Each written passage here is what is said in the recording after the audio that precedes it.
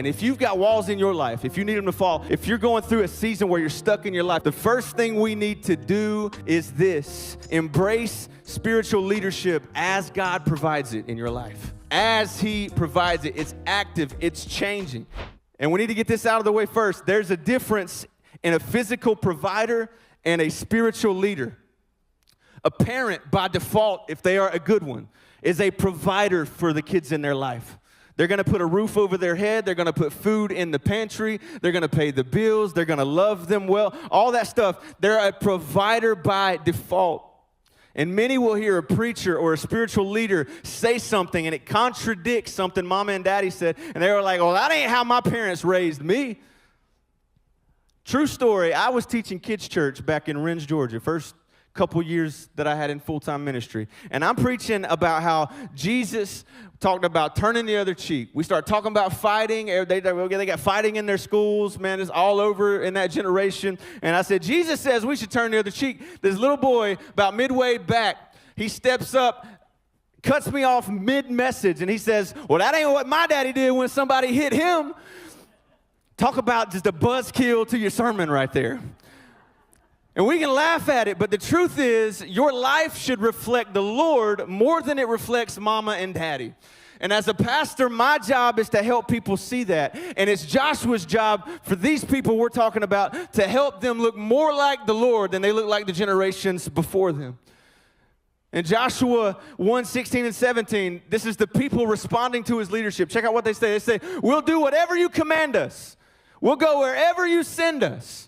We will obey just as we obeyed Moses, and may the Lord your God be with you as He was with Moses." But how many know the moment you say something like, "Whatever you want me to do, God, I'll do it," what's about to happen?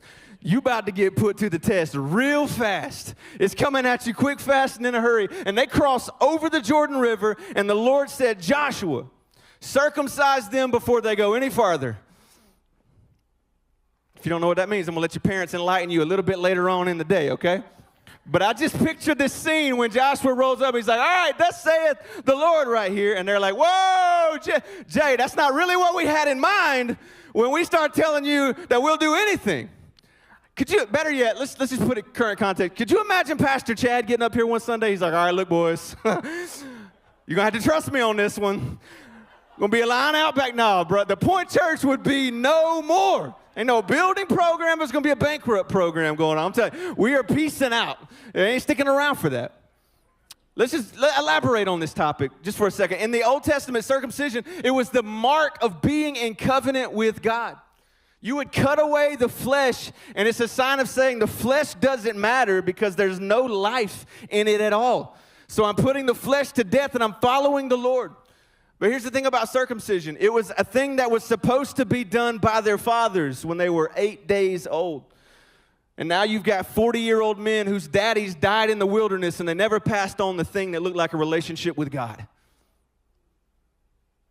And we're stuck in the middle of this, picking up the pieces. And God sends another man in Joshua to give them what their fathers should have given them when they were little boys.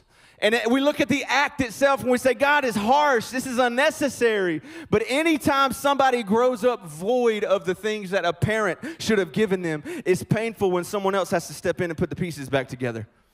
But it doesn't make it any less necessary. It's still necessary. This act of circumcision wasn't harsh, it wasn't hateful. It was a picture that God's grace will take anybody at whatever age and redeem what the enemy stole back from them, what the enemy stole from them back then by putting someone in their life right now. And he's doing that with Joshua. And those people, they show you what it looks like to surrender your flesh to the plan and purpose of God.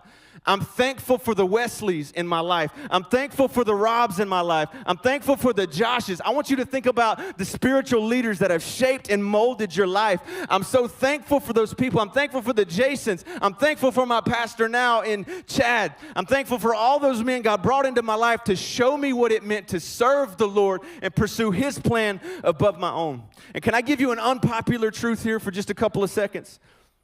Your pastor now might not be your pastor forever. Matter of fact, if you're in your 20s and your 30s, I got news. Pastor Chad, listen, he might come off as young. Love you, man.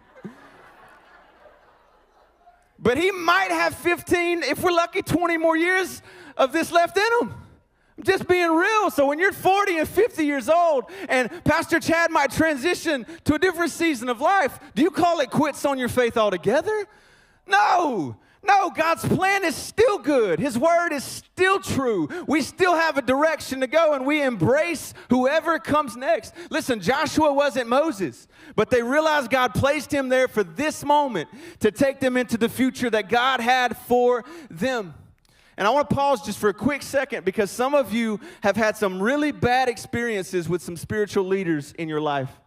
And it is everything in you to take those walls down and trust again. Every other day you hear about some moral failure or some spiritual leader that was abusing trust and it all came crumbling down. Hear me, church family. You have to resist the urge to keep walls up because you've been hurt.